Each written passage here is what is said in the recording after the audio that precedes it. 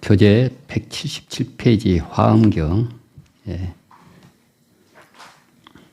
얘는 팔정도에 대해서 하도록 하겠습니다.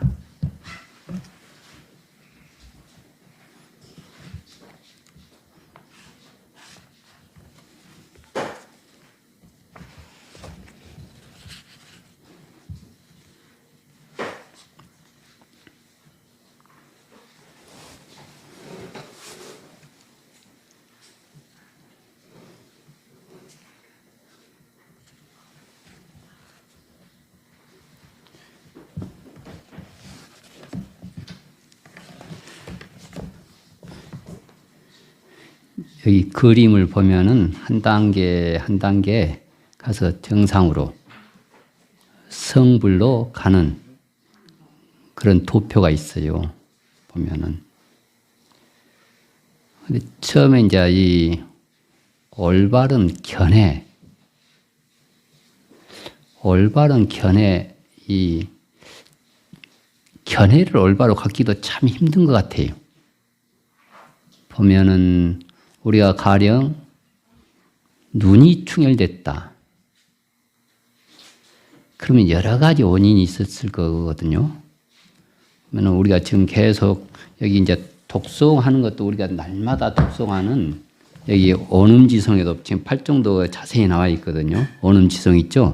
거기도 보면은 한번 그 133페이지 펴보세요. 거기는 더 구체적으로 설명을 했습니다. 이 팔정도에 대해서 보면은 4번 133페이지 보면은 4번 한 단락이 있죠. 거기에 팔정도가 나오고 쭉 설명이 되어 있는데 한번 그 4번을 한번 같이 읽어보도록 하겠습니다. 독송을 하도록 하죠.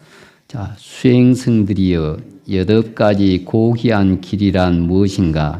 이것이야말로 8가지 고귀한 길이니 그것은 곧 올바른 견해, 올바른 사유, 올바른 언어, 올바른 행위, 올바른 생활, 올바른 정진, 올바른 책임, 올바른 집중이니라. 이제 불교에서 가장 중요시하는 37조도품이 있는데 37가지 성불로 이르게 하는, 보조를 하는 불교 명상과 법수가 있어요. 거기서 어떻게 보면 최절정, 제일 끝에 있는 게 이 팔정도인데 가장 수행의 강령입니다. 이렇게 수행을 해라. 서두에 이야기했지만은 정견 올바로 본다. 우리가 눈이 충혈됐잖아요. 그럼 눈이 충혈되면 여러 가지 원인이 있었을 거거든요. 가령 등산을 하다, 산책을 하다, 날파리가 들어가서 눈이 충혈되는 수가 있고, 또 바이러스가 들어가서 눈이 충혈되는 수가 있고,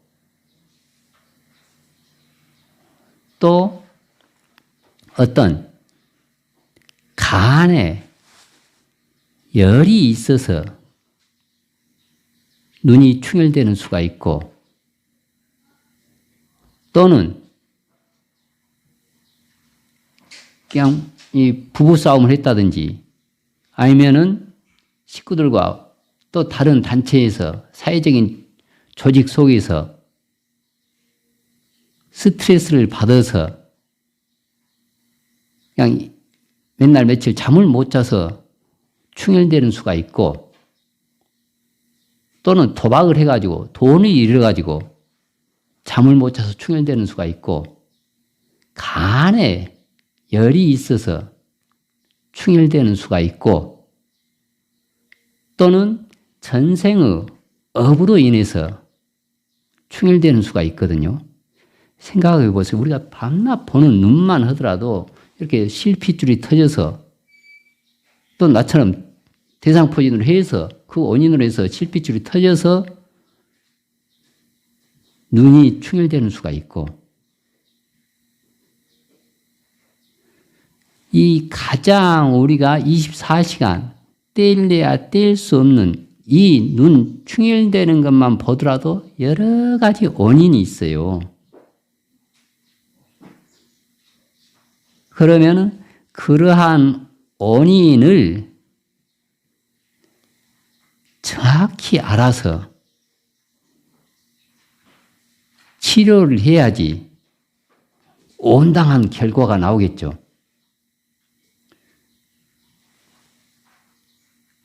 포행하다 날파리가 들어가서 눈이 충혈되면은 맑은 물에 날파리를 씻어서 씻어내면 되거든요.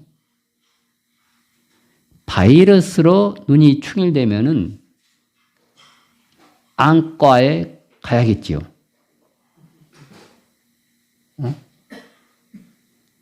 또 부부 싸움을 해서 잠을 못 자서 눈이 충혈되면은 화해를 해야 되잖아요.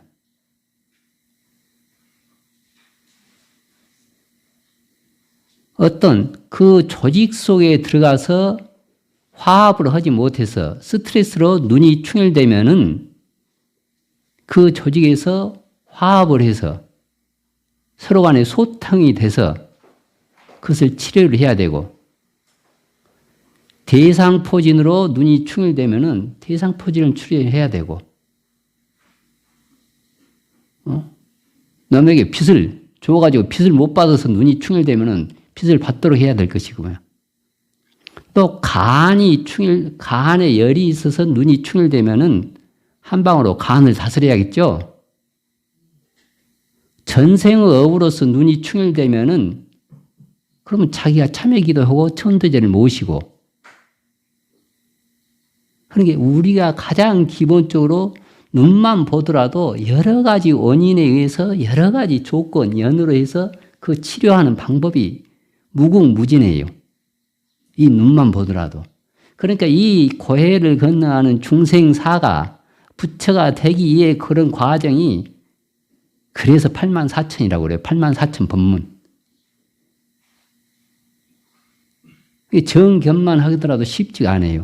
그러니까 이것은 누차 이야기했지만은 여덟이면서 하나고 하나면서 여덟이에요. 정견이 되려면은 정사유가 되어야 되고 내나짝에 정까지 돼야 돼요. 가령 바이러스가 침투해갖고 했는데 냅다 한방이 좋다고 그냥 십전 대보탕에다 한방 최고 유명해서 한방약을 보충을 해가지고 간을 보호한다 해서 눈이 충혈되는 게 없어지는 게 아니에요. 바이러스가 침투되어 있으면 안과에 가서 해야 되고, 또 간에 열이 있어서 눈이 충혈됐는데 제일 유명한 안과에서 안약 아무리 집어넣어도 안 돼요. 또 전생의 업으로서, 악업으로서, 또 원한으로서 눈이 충혈됐는데 그거 아무리 한약 먹어도 안 됩니다. 눈이 충혈되는 것만 하더라도 여러 가지 조건이 있어요. 정견, 이것도 쉽지가 않아요. 이게 가능하면 올바로 보아라. 지금 8정도는 우리 수행하는데 가장 실천 강령이에요. 실천 강령. 인생사를 사는데 올바로 보아라. 그럼 어떻게 올바로 볼 건가? 생각하면서 보아라. 생각하면서. 사유가 없고 사고가 없으면은 시시비비를 못 가려요. 올바로 볼 수 있는 안목이 있어야지, 사고가 올바로 생겨서 시시비비, 옳고, 그리고 이게 업이 되고, 아니면 이게 안과에서 해야 되는지, 한방으로 가야 되는지, 또 천도제를 해야 되는지, 또 냅다 지금, 남에게 빚을 줘가지고 빚을 못 받아가지고, 또는 내리 2박 3일 동안 내리 도박을 해가지고 눈이 충혈됐는데, 그건 천도제 한다 해서 되는 게 아니에요. 그것은 도박을 끊게 한다든지, 아니면은 간에 열이 있었으면 간을 내리게 한다든지, 유심히 보면 우리가 일거수일투족 매차 그런 순간들이 있습니다. 그게 가능하면 올바로 보고, 이제 올바로 정견에서도 구체적으로 나오죠. 그리고 또 생각을 해라. 사고를 해라. 생각하면서 봐라. 생각이 깊어야지 앙질 자리, 쓸 자리를 알게 돼요. 그리고 또 정어, 말, 구어, 복된 말을 해라. 그렇게 올바로 보고 생각하고 일상생활에서 서로 간에 화합되는 말을 하고 서로 간에 칭찬을 하고 서로 간에 격려를 하고 서로 진실한 말을 하고 이러한 하나하나가 지금 부처님의 해탈로 가는 길을 가장 필수적인 지금 집을 짓는데 이게 기둥이 되는 거예요. 그럼 올바로 보고 올바로 사고하고 그 언어뿐만이 아니고 행위 자체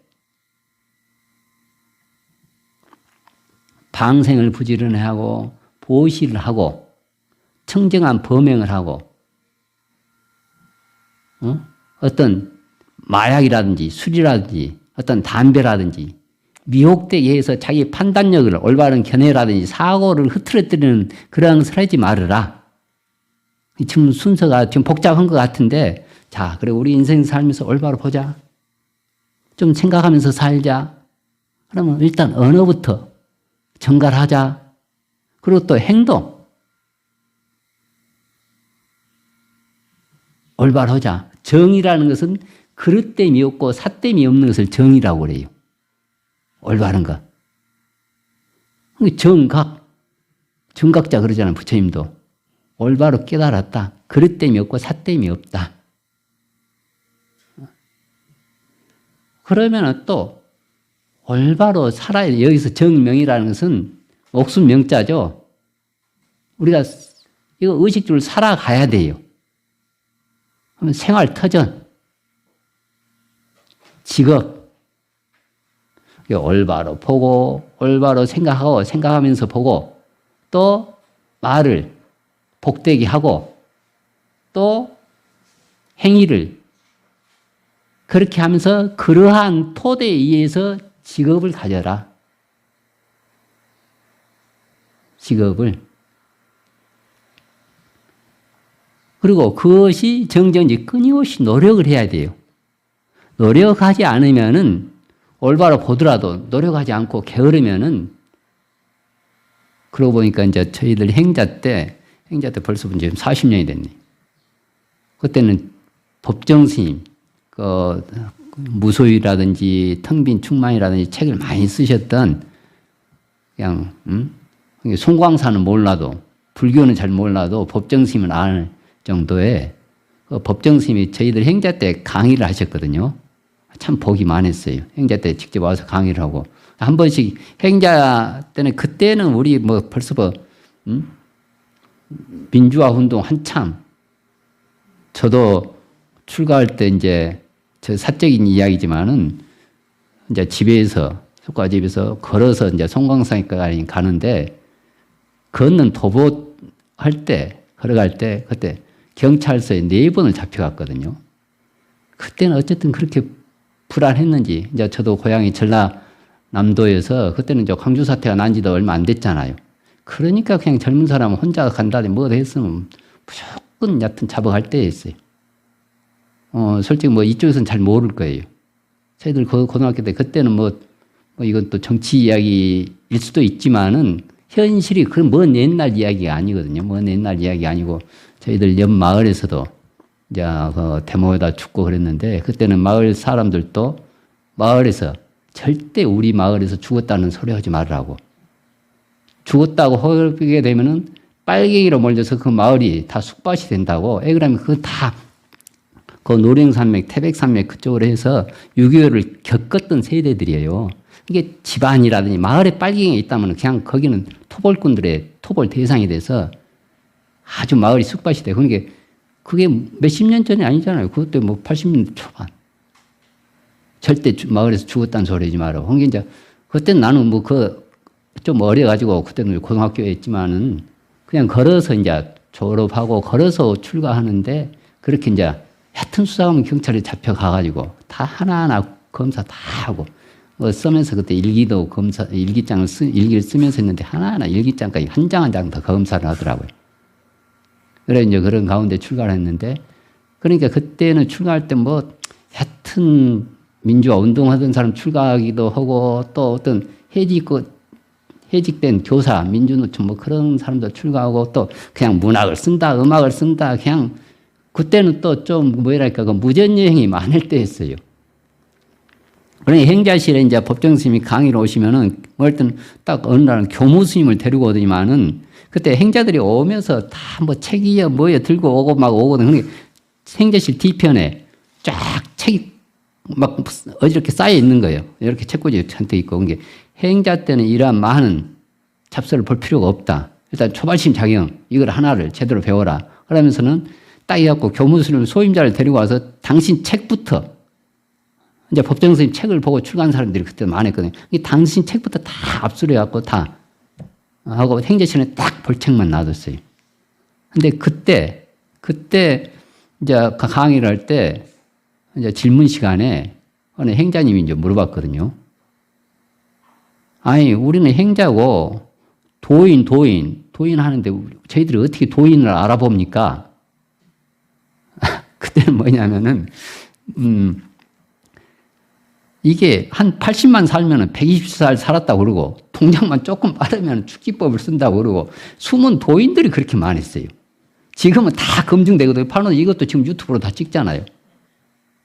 어떤 사투리만 잘못해도, 어떤 명상 법수만 잘못하면 댓글에 그냥 밤낮 해가지고 그냥, 두렵기도 해요. 그런데 그때는 검증이 안 됐기 때문에 어떻게 그렇게 숨은 도인이 많고, 그렇게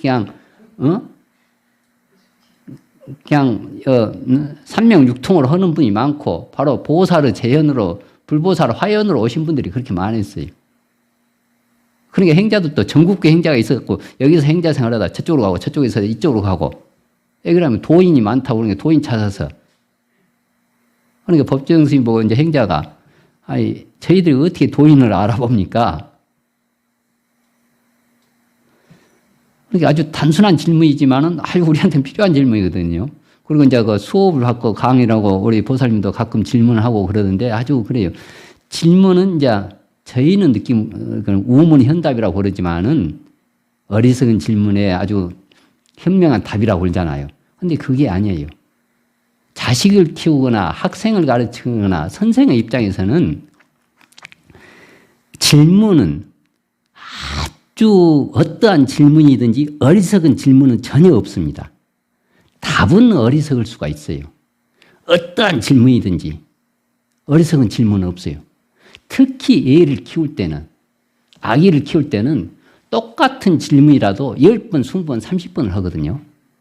할 때마다 대답이 다를 수가 있어요. 대답이. 그러면 어떻게 대답을 하느냐에 따라서 철학가로도 키울 수가 있고 기업가로도 키울 수가 있고 과학가로도 키울 수가 있고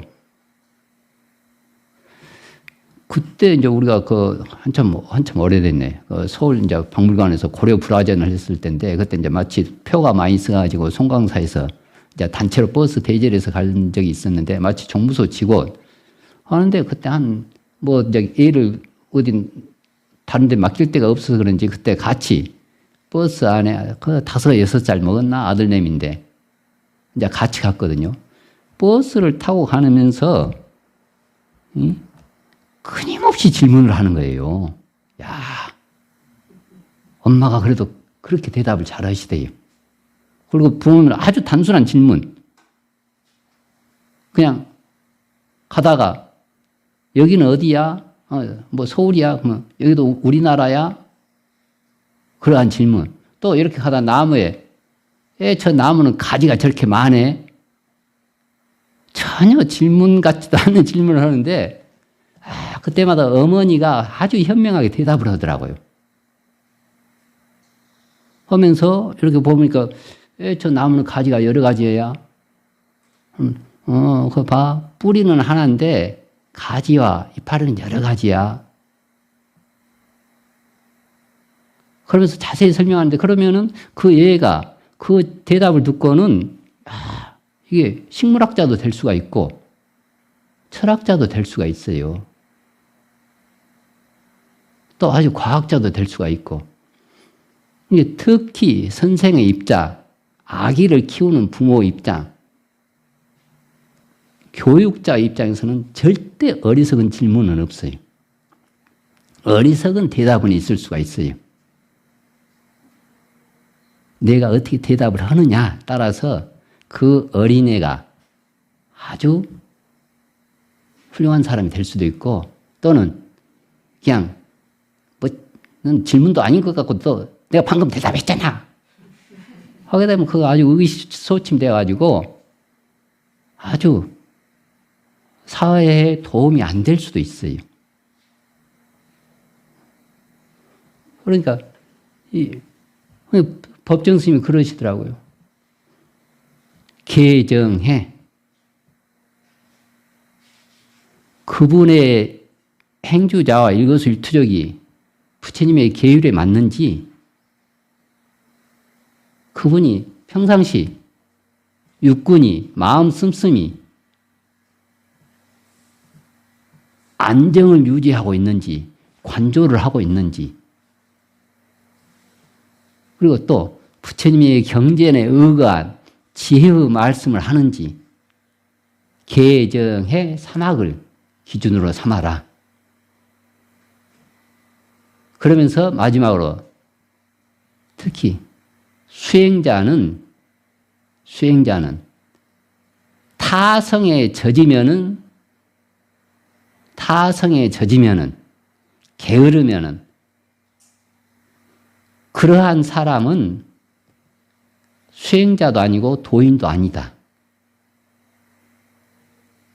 게으르면은 이것의 정지는 다 해당돼요. 계율, 선정, 지혜. 타성에 젖고 게으르면은 그것은 이미 수행자라고 할 수가 없다. 우리 행자 그러죠. 행하는 자, 수행자, 어려움을 행하는 난행자, 고행을 행하는 고행자, 자비의 행자, 행자거든요. 이 불교는 지금 이 자리에서, 이 순간에, 여기서 부처의 지혜와 덕상을 보살의 실천력으로 실천을 해야 돼요. 보살도 보면은 선제 동자와 같은 구법의 보살이 있고, 법장 보살과 같은 원력의 보살이 있고, 또 실천 수행하는 지양보살, 관음보살, 보현보살, 문수보살 같은 실천의 행자가 있고, 부처의 지혜와 특상을 가지고 있다는 그러한 믿음은 확실하지만은 실천력이 없으면은, 이 정진력이 없으면은, 일근 천하 무난사 그러잖아요. 이 부지럴 근자, 이 한 글자가 천하에 어려움이 없게 만든다. 근데 부지런하긴 하지만 또 정확한 안목이 없으면 안 돼요, 또. 냅다,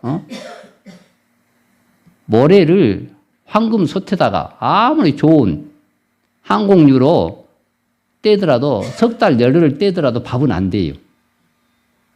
지혜가 있어야 되거든요. 안목이 있어야 돼요. 방생을 하더라도, 어떤 투자를 하더라도, 보시를 하더라도. 보시를 하는데 사람이 마약에 취하고 있는 사람에게 보시하는 것과 오계를 지키고 있는 사람에게 보시하는 것과 무집착에 있는 그런 사람에게 보시하는 것과 틀려요. 보시 공덕이 틀려요. 내가 처음에 이야기했지만은 범중엄 그런 재산 같은 경우는 자기 집이 천하의 명당터라고 그러니까, 아이고 이러한 명당의 터를 우리 범씨 집안에서만 이 집을 향유할 수가 없습니다. 바로 그날 저녁 마을의 어르신과 문중의 어르신을 모아가지고 우리 집이 천하의 명당터랍니다. 근데 이러한 집을 우리 범씨 집안에서만 향유해서는 안 됩니다. 오늘부로 이 집을 마을에 기증하겠습니다. 도량이 큰 사람은 복도 커요. 그래가지고 그 마을로 기증을 해가지고 그게 서당을 만들어서 옛날에는 교육기관이죠. 사람 키우는 게 제일. 우리도 보면은 어쨌든 이렇게 이 보리온처럼 계속 교육하고 사람 키우는 거. 만약에 조금 더 여건이 좋으면은 우리 보살님들이 그냥 24시간 여기 강경실 같은데 강경을 하고 어떤 한쪽에서 사경을 하고 정진을 하고 이제 말년은 어떻게 보는 거예요? 말년 이제 지금 우리 세대 때는 부모를 마지막으로 지극정성으로 모셔야 되는 세대고 자식에게는 전혀 대접받을 생각을 않는 스스로 노후 대책을 세워야 되는 첫 세대거든요. 지금 60년 돼도 지금 우리가 죽고 싶어도 지금 한 50대는 100살까지 살아야 된대요. 재수 없으면 120살까지 살아야 된대요. 예, 의사가 그렇게 살게 만든대요. 전혀 통장에 돈이 없으면 모르면 통장에 돈이 좀 있거나. 그러면 우리가 생각을 해서 아무리 지금 기계 좋고 의학 좋고 해서 이렇게 하다 보면은 천상 한 80대 중반까지는 내 발걸음으로 화장실을 갈 수 있다고 해봐요. 그런데 내가 스스로 발걸음으로 화장실을 가지 못하면은 참 그러고 보니까 누가 그러대요. 뭐 어떤 스님이 그러는데 내가 확실치 않은데 뭐 지대방에서 이야기를 하다가 이제 스님들 보면 별 이야기도 다 하는데 지대방에서 차 한 잔 먹으면서 이제 모이다 보면은 막 희한한 소리가 다 나와요. 60에는 미모에 상관없고 60대 되면은 미인이다, 추하다, 전혀 별 의미가 없대요. 70대 되면은 학문에 상관이 없고 노인당 가면 대학 총장이 됐든지 일용직이 됐든지 거기서 거기 다 줄 서서 먹고 뭐 되고 80대 되면은 재물에 상관이 없더래요. 이게 뭐 사장이든지 아니면은 돈이 있든 없든 별 돈이 많아도 80대 되니까 누가 가서 어디 점심을 사준다 하더라도 잘 안 온대요. 젊은 사람들 내가 돈을 쓴다고 그래도 90대 되니까는 90대 되면 어떻게 되는지 아세요? 들어봤어요? 요양원에 들어넣어 있나 산에 들어넣어 있나 차별이 없더래요.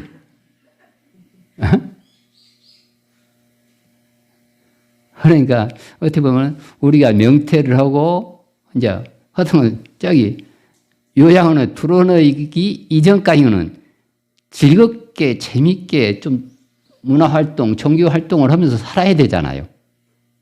그것이 가장 좋은 말년이거든요. 말년을. 그러면은 어떻게 보면 참 말년이 어떻게 되지? 이렇게 신앙활동 하면서 좀 보기 보세요. 이렇게 참, 시원한 바람 속에서